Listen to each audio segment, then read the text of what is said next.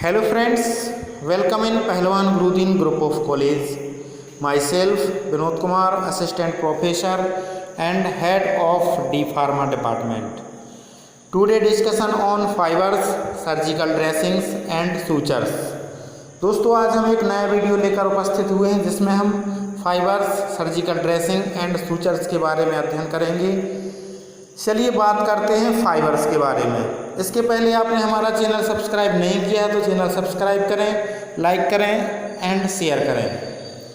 Fibres को 3 वर्गों में विभाजित किया जा सकता है। फर्स्ट है नेचुरल फाइबर्स। ये फाइबर्स कार्बोहाइड्रेट अथवा प्रोटीन अणुओं से निर्मित होते हैं। ये अणु की लंबी श्रृंखला युक्त यानी लॉन्ग चेन मॉलिक्यूल्स होते हैं। स्रोत के आधार पर इन फाइबर्स को 2 वर्गों में विभाजित किया जाता है। फर्स्ट है वनस्पतिक स्रोतों से प्राप्त प्राकृतिक फाइबर्स या fibres obtained from vegetable sources. उदाहरण है इसका रुई या कॉटन, फ्लेक्स, हेम्प तथा jute. Fibres obtained from animal sources, इनका एग्जाम्पल है ऊन तथा सिल्क। जो कि सेकेंड है वो है आर्टिफिशियल फाइबर्स।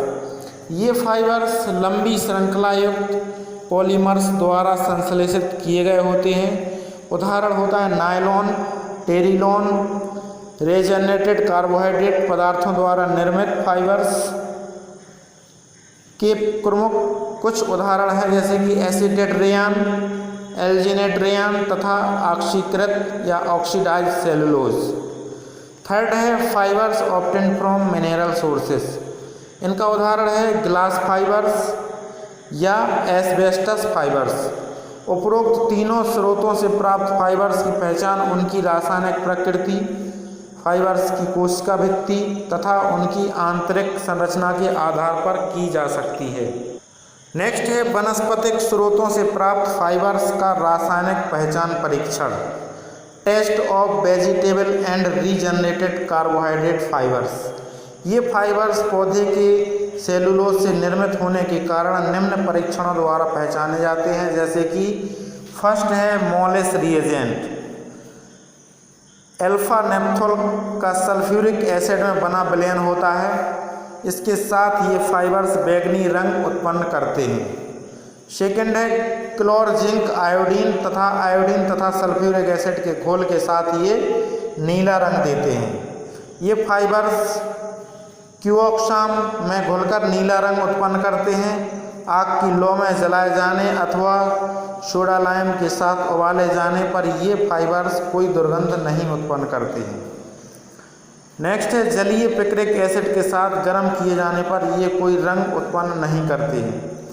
नेक्स्ट जो टेस्ट है वो है मिलन्स रिएजेंट के साथ उबाले जाने पर ये फाइबर्स लाल रंग नहीं उत्पन्न करते हैं। नेक्स्ट है chemical test of animal fibres यानी जैविक स्रोतों से प्राप्त फाइबर्स का रासायनिक पहचान परीक्षण। ये फाइबर्स प्रोटीन से निर्मित होते हैं तथा इनमें पेप्टाइड लिंकेज पाए जाते हैं तथा इन के परीक्षण के लिए हम निम्न टेस्ट करते हैं। फर्स्ट है आग की लौ में जलाए जाने पर ये फाइबर्स दुर्गंध उत्पन्न करते हैं। जैविक स्रोतों से प्राप्त फाइबर्स 5% जलीय पोटेशियम हाइड्रोक्साइड विलयन में घुलनशील होते हैं। नेक्स्ट है मिलन्स रिएजेंट के साथ एनिमल फाइबर्स लाल रंग देते हैं। नेक्स्ट जो टेस्ट है पिक्रिक एसिड विलयन के साथ उबाले जाने पर एनिमल फाइबर्स स्थायी रूप से पीले रंग में रंग जाते हैं। वनस्पतिक तथा जैविक फाइबर्स द्वारा प्रदर्शित परीक्षण कृत्रिम तथा खनिज स्रोतों से प्राप्त फाइबर्स द्वारा प्रदर्शित नहीं होते हैं। गिलास फाइबर्स को गर्म किए जाने पर ये पिघलकर दानों में परिवर्तित हो जाते हैं जबकि एस्बेस्टस फाइबर्स पर ताप का कोई प्रभाव नहीं पड़ता है। नेक्स्ट है एडजॉर्बेंट कॉटन। तो ये था फाइबर्स जिसके बारे में हमने सोर्सेस ऑफ फाइबर्स के बारे में पढ़ा है। नेक्स्ट केमिकल टेस्ट पढ़े तो इसके जो इम्पोर्टेंट हैं वो हैं केमिकल टेस्ट। नेक्स्ट जो है एब्जॉर्बेंट कॉटन। इसका सिनोनिम्स होता है रॉ कॉटन, प्यूरिफाइड कॉटन। इसका जो बॉटेनिकल सोर्स होता है एब्जॉर्बेंट कॉटन निम्न पौधों से प्राप्त बीजों के रोएं अथवा एपिडर्मल ट्राइकोम्स होते हैं जिनमें से अशुद्धियों तथा वसा को दूर कर दिया गया हो तथा जिनका ब्लीच करने के पश्चात निर्जलीकरण या स्टेरिलाइजेशन कर दिया गया हो। निर्जलीकरण नहीं है। फर्स्ट है गॉसिपियम हर्बेशियम लिनेन, सेकंड है Gossypium hirsutum Linn, Gossypium arboreum Linn, Gossypium barbadense Linn. Family है इसकी मालवेसी। जियोग्राफिकल सोर्स और habitat of absorbent cotton. Cotton का पौधा एग्जैक्ट भारतवर्ष, दक्षिणी अमेरिका, दक्षिणी अफ्रीका तथा पाकिस्तान में पाया जाता है। नेक्स्ट है प्रिपरेशन ऑफ कॉटन। कॉटन का निर्माण कैसे किया जाता है। गॉसिपियम का पौधा 2 से 4 मीटर ऊंचा 1 वर्षीय शाख होता है। बीज को बोने के 50 से 60 दिन के अंदर गॉसिपियम के फल परिपक्व हो जाते हैं। इन फलों के स्फुटन के पश्चात इनके अंदर स्थित रोएदार बीजों को शुष्क मौसम में फलों से अलग कर लिया जाता है। अब इन बीजों को एक विशेष प्रकार की जो मशीन होती है जो ट्राइकोम्स को बीजों से अलग कर देता है, इसकी सहायता से ट्राइकोम सहित कर लिया जाता है या रहित कर लिया जाता है। बीजों से अलग किए गए कॉटन को रॉ कॉटन अथवा गिंड कॉटन कहा जाता है। अनेकों प्रक्रियाओं से गुजरने के पश्चात यही रॉ कॉटन यॉर्न अथवा धागों में परिवर्तित हो जाता है।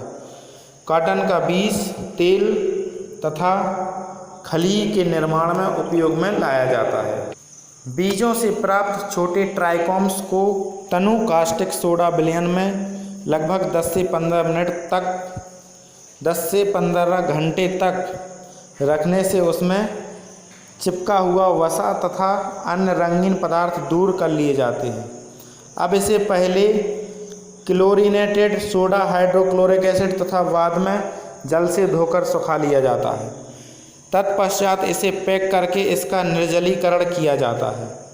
नेक्स्ट है डिस्क्रिप्शन ऑफ एब्जॉर्बेंट कॉटन या morphological character of absorbent cotton. यह सफ़ेद रंग का मुलायम तथा महीन धागा होता है। सूक्ष्मदर्शी द्वारा देखने पर यह कोशायुक्त संरचना के रूप में दिखाई देता है।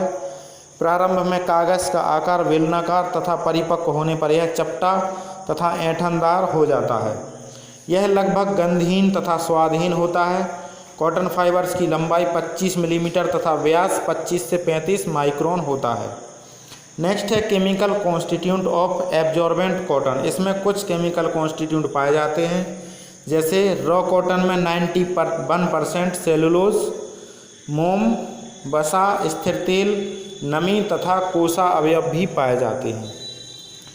सेकंड है एब्जॉर्बेंट कॉटन सेलुलोज का बना होता है। सेलुलोज 1,4 बीटा ग्लूकोसाइड बॉन्ड्स द्वारा जुड़े ग्लूकोज यूनिट से निर्मित होता है। नेक्स्ट है एब्जॉर्बेंट कॉटन तथा नॉन एब्जॉर्बेंट कॉटन में अंतर। क्या डिफरेंस होता है। एब्जॉर्बेंट कॉटन सफ़ेद रंग का होता है। नॉन एब्जॉर्बेंट हल्के भूरे रंग का होता है। जल की सतह पर रखे जाने पर यह अवशोषित करके डूब जाता है और जो नॉन एब्जॉर्बेंट कॉटन होता है ये अवशोषित ना कर पाने के कारण जल की सतह पर तैरता रहता है। एब्जॉर्बेंट कॉटन क्यू ऑक्साम विलयन में बैलूनिंग हो जाती है। नॉन एब्जॉर्बेंट क्यू ऑक्साम विलयन में यह समान रूप से फूलता है। एब्जॉर्बेंट कॉटन इसका उपयोग सर्जरी तथा घावों के उपचार में किया जाता है। नॉन एब्जॉर्बेंट कॉटन सर्जरी में अनुपयोगी होता है। नेक्स्ट है स्टोरेज ऑफ एब्जॉर्बेंट कॉटन। इसे कागज़ में लपेटकर तथा धूल, जीवाणु तथा स्पोर्स आदि से बचाकर ठंडे स्थान पर रखना चाहिए। बैक्टीरिया द्वारा संक्रमित होने पर यह ब्रिटल हो जाता है तथा इसकी एब्जॉर्प्शन जो प्रॉपर्टी है वो ख़त्म हो जाती है। नेक्स्ट है यूजेस ऑफ एब्जॉर्बेंट कॉटन। इसका उपयोग सर्जिकल ड्रेसिंग में किया जाता है। यह ब्लड, म्यूकस, पस आदि को एब्जॉर्ब करके घाव के जो बैक्टीरिया का संक्रमण है उससे बचाता है। फिल्टर मीडिया के रूप में इसे यूज किया जाता है। वस्त्र उद्योग में इसे यूज किया जाता है। नेक्स्ट जो यूज है, विस्फोटक सामग्री के निर्माण में भी इसे यूज किया जाता है। तो दोस्तों ये था हमारा आज का वीडियो, जिसमें हमने एब्जॉर्बेंट कॉटन और फाइबर्स के बारे में अध्ययन किया है। दोस्तों इसी तरह के वीडियोस हम लेकर के उपस्थित होते रहेंगे। आप हमारे वीडियोस लगातार फॉलो करते रहिए। अगर वीडियो अच्छे लग रहे हो तो लाइक करें, शेयर करें एंड कमेंट करें। आज का जो क्वेश्चन है वो है, एब्जॉर्बेंट कॉटन का बायोलॉजिकल सोर्स क्या है, जिसे आप हमें कमेंट के माध्यम से आंसर दे सकते हैं।